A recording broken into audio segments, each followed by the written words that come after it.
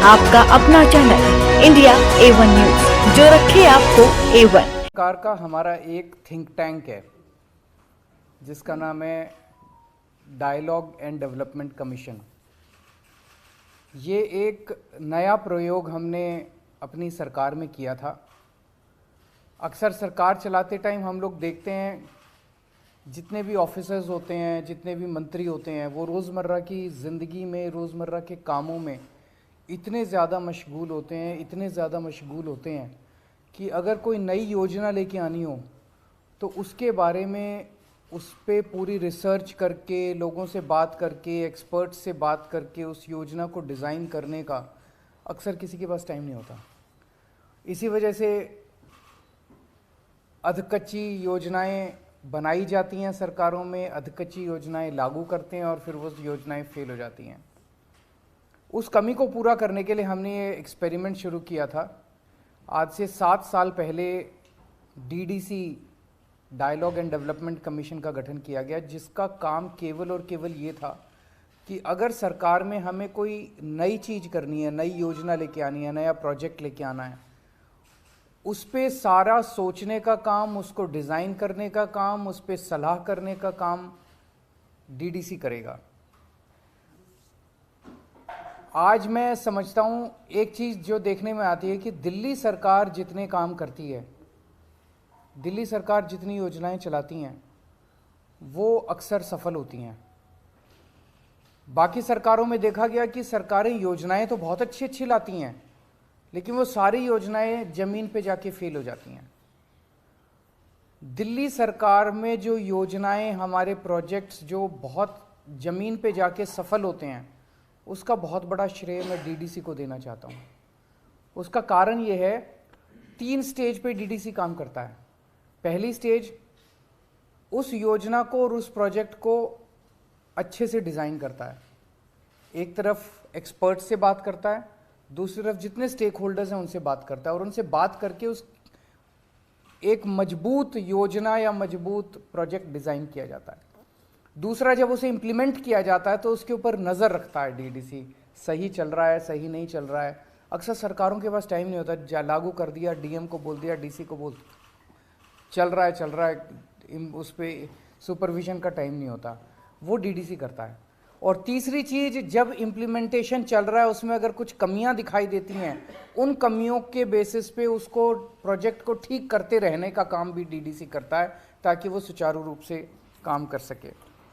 मैं आपको कुछ एक, वैसे तो आज हम रिलीज़ कर रहे हैं, 7 साल डीडीसी के पूरे हुए हैं और 7 सालों में 70 से ज़्यादा बड़े बड़े प्रोजेक्ट्स इन्होंने लागू किए, लेकिन मैं आपको एक उदाहरण के तौर पे कुछ एक जो इम्पोर्टेंट प्रोजेक्ट्स थे वो देना चाहता हूँ। जैसे कोरोना का टाइम हुआ, कोरोना के टाइम पे डीडीसी ने बहुत शानदार काम किया। मैंने जैस्मिन साहब को फ़ोन किया, जैस्मिन डीडीसी के वाइस चेयरमैन हैं। मैंने डीडीसी जैस्मिन को फ़ोन किया कि एक तरफ तो मजदूर लोग, बच्चे, युवा बेरोज़गार घूम रहे हैं, उनके पास रोज़गार नहीं है, और दूसरी तरफ बहुत सारी फैक्ट्रियां ऐसी हैं, बहुत सारे इस्टेब्लिशमेंट्स ऐसे हैं जो कि बंद हो रहे हैं क्योंकि उनके पास काम करने वाले नहीं हैं, वो रोज़गार देना चाहते हैं। तो इन दोनों की मैच मेकिंग कैसे की जाए, इस पे डीडीसी ने काम करके एक शानदार रोज़गार पोर्टल का तैयार किया, और उस रोज़गार पोर्टल के ज़रिए 10 लाख से भी ज़्यादा, बहुत से भी कहीं ज़्यादा नौकरियां तैयार हुई। खूब सारे युवाओं को नौकरियां मिली, और नौकरी देने वाले और नौकरी लेने वाले, इनका संगम जो है डीडीसी ने कराया। इसके बाद हमने कोरोना के टाइम में एक स्कीम निकाली थी कि कोरोना के टाइम पे लोगों की रोज़गार ख़त्म हो गए थे, घर में खाने को नहीं था, पैसे नहीं थे।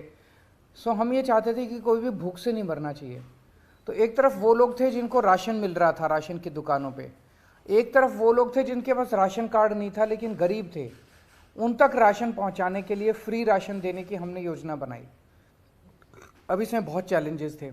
अगर हम कह देते भाई कोई भी जाके फ्री राशन ले लो, तो वहाँ तो भीड़ मच जाती, वहाँ पे तो मारकाट मच जाती, एक एक आदमी 10-10 बार भी ले सकता था। इन चीज़ों को टैकल करने के लिए ई कूपन का सिस्टम इजाद किया गया, जो पूरा डीडीसी ने बनाया और उसको मॉनिटर किया।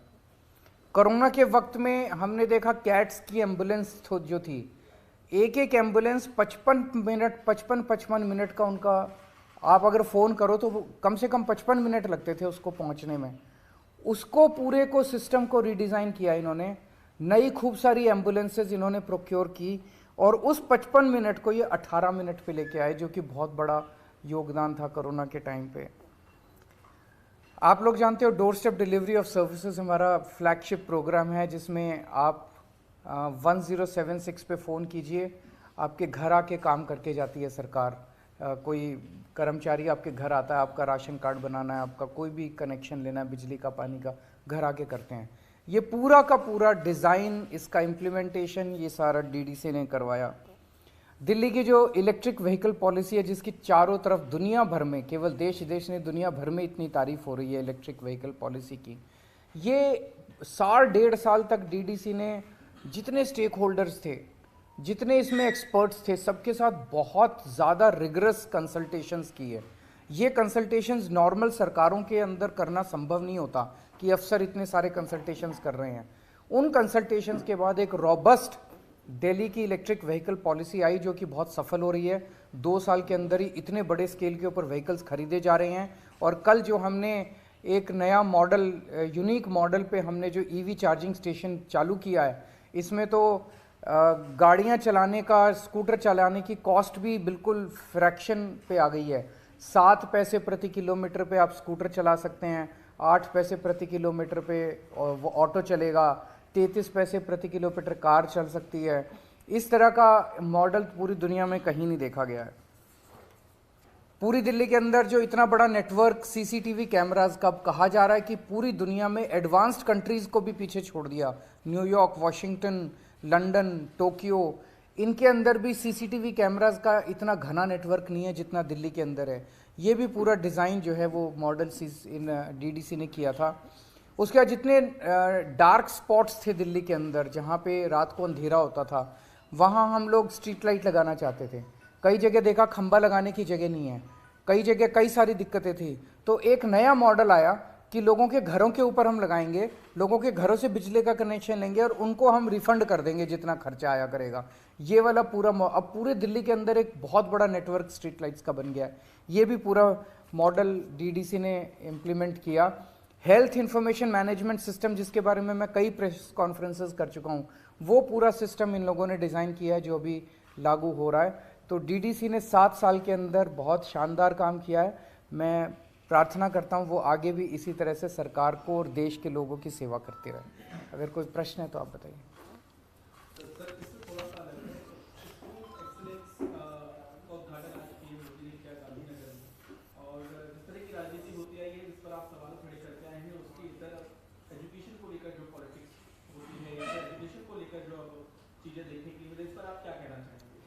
आज मैंने देखा प्रधानमंत्री जी एक स्कूल में गए, वो एक बच्चे के साथ क्लासरूम में बैठे, उन्होंने अपने भाषण में भी शिक्षा के ऊपर और सरकारी स्कूलों की दशा के ऊपर काफ़ी कुछ बोला। मैं बेहद प्रसन्न हूँ कि 75 साल के बाद ही सही, लेकिन सरकारी स्कूलों के, देश के सरकारी स्कूलों की हालत और गरीबों की शिक्षा जो है वो मेन स्ट्रीम राजनीति के अंदर चर्चा का विषय बनी है। मैं आम आदमी पार्टी की ये सबसे बड़ी अभी तक की उपलब्धि मानता हूँ कि आम आदमी पार्टी ने सारी पार्टियों को, सारे नेताओं को शिक्षा और स्कूल के ऊपर बात करने के लिए मजबूर किया है। 27 साल से भाजपा का शासन है गुजरात में, 27 साल से भाजपा सरकारी स्कूल ठीक नहीं कर पाई। दिल्ली के अंदर हमने मात्र 5 साल के अंदर सरकारी स्कूलों को शानदार बना दिया। तो हमें करना आता है और हम भी इसी देश के लोग हैं। तो आज मैं समझता हूं कि प्रधानमंत्री जी ने जो शिक्षा में इंटरेस्ट दिखाया, मैं उनसे हाथ जोड़ के निवेदन करना चाहता हूं कि सर, हमें स्कूल ठीक करने आते हैं, हमारे उपयोग कीजिए। हम अपने आप को ऑफ़र कर रहे हैं। पूरे देश के सारे स्कूलों को, 10 लाख सरकारी स्कूल हैं पूरे देश में, सारे स्कूलों को मात्र 5 साल के अंदर ठीक किया जा सकता है। हम अलग अलग पार्टियों से हैं, अलग अलग हमारी विचारधारा है, लेकिन हम एक ही देश के लोग हैं। तो मैं उनसे निवेदन करता हूं, हम आपको ऑफ़र कर रहे हैं, आप हमारा उपयोग कीजिए और मिलके देश के लिए, एक साथ मिलके हम देश के सारे सरकारी स्कूलों को ठीक करते हैं।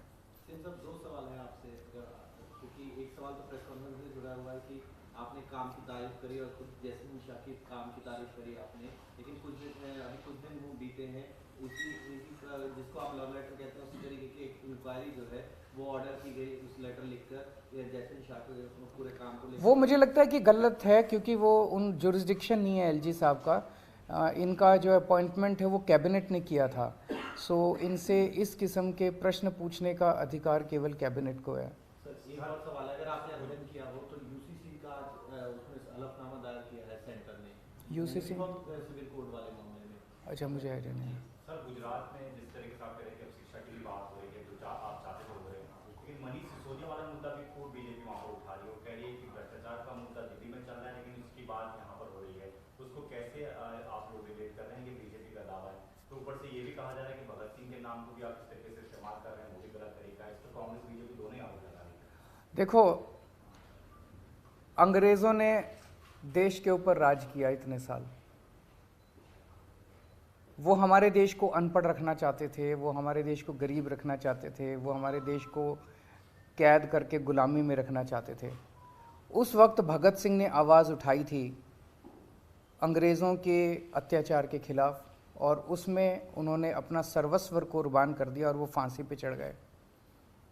हम लोग भगत सिंह के अनुयायी हैं और भगत सिंह के जीवन से प्रेरणा लेते हैं। आज जिस तरह की राजनीति हो गई है, ये लोग जानबूझ के, जितने भ्रष्टाचारी हैं, जितने चोर उचंके लफंगे गुंडे बलात्कारी हैं, वो बचने के लिए इनकी पार्टी में चले जाते हैं, और वो जैसे उनकी पार्टी में जाते हैं उनके खिलाफ सारे केस वापस ले लिए जाते हैं, उनके खिलाफ सारे केस वापस हो जाते हैं। जितने इस देश के अंदर दूसरी पार्टियों में नेता हैं, उसके ऊपर झूठे केस कर करके अपनी पार्टी में उनको शामिल कराते हैं। मनीष सिसोदिया का भी वही केस है। ये पूरा का पूरा मामला कोई शराब घोटाले का मामला नहीं है, ये पूरा का पूरा मामला गुजरात इलेक्शन का मामला है।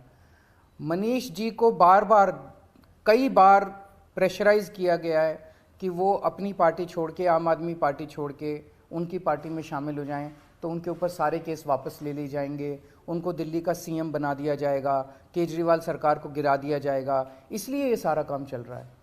अगर मनीष सिसोदिया ने कुछ गड़बड़ की है तो उनके यहाँ रेड में कुछ क्यों नहीं निकला?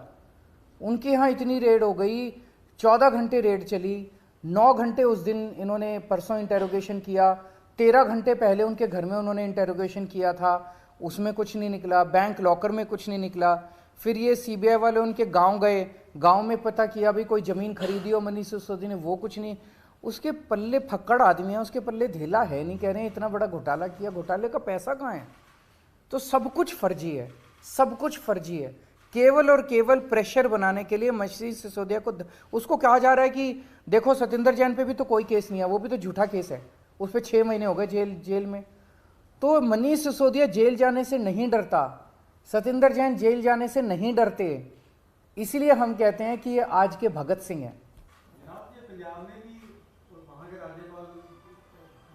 वो भी दखल अंदाजी कर रहे हैं, ये तो सही नहीं है ना, ये तो जनतंत्र के खिलाफ है। ये पहली बार जनतंत्र के अंदर 70 साल में देखा जा रहा है कि किस तरह से उपराज्यपाल और राज्यपाल के जरिए ये लोग चुनी हुई सरकारों के अंदर, इस तरह से तो जनता चुन के आती है, जनता चाहती है भाई ये आदमी मेरा अनुयायी वो करे, मेरा नेता है और ये हमारा सॉल्व करे।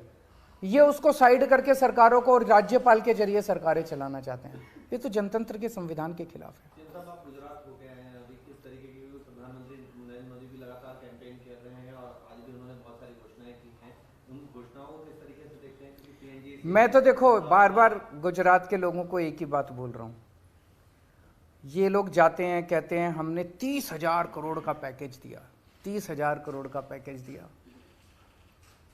मेरे पास 30,000 करोड़ का पैकेज नहीं है देने के लिए, पर मैं गुजरात की जनता को इतना कह सकता हूँ कि आपके हर गुजरात के परिवार को, हर गुजरात के घर को महीने में मैं 30,000 रुपये का फ़ायदा जरूर करा दूंगा। इस 30,000 करोड़ का तो जनता को पता नहीं क्या फ़ायदा होगा, ठेकेदारों को खूब फ़ायदा होगा, ठेकेदार ऐश करेंगे, अफसर ऐश करेंगे, मंत्री ऐश करेंगे। 30,000 करोड़, 60,000 करोड़, उससे मंत्रियों को खूब ऐश होती है, ठेकेदारों की ऐश होती है। मैं हर परिवार का 30-30 हज़ार रुपये का फ़ायदा करा दूंगा, सबकी बिजली मुफ्त कर दूंगा, सबके बच्चों के लिए शानदार स्कूल बना दूंगा, अच्छी शिक्षा मिलेगी, फ्री शिक्षा मिलेगी, अच्छा सबके लिए दवाइयाँ इलाज फ्री कर दूंगा, हर महिला के अकाउंट में 1000-1000 रुपये डाल दूंगा, सबको मुफ्त में तीर्थ यात्रा करा दूंगा, हर परिवार का ख्याल रखूँगा मैं। सीएम साहब, आज देश की ग्रैंड ओल्ड पार्टी को नॉन गांधीयन प्रेसिडेंट मिला है, किस तरह से देखते हैं इस घटना? बधाई हो खड़गे साहब को, और मैं उम्मीद करता हूं कि वो अपनी पार्टी को अच्छे से चलाएंगे।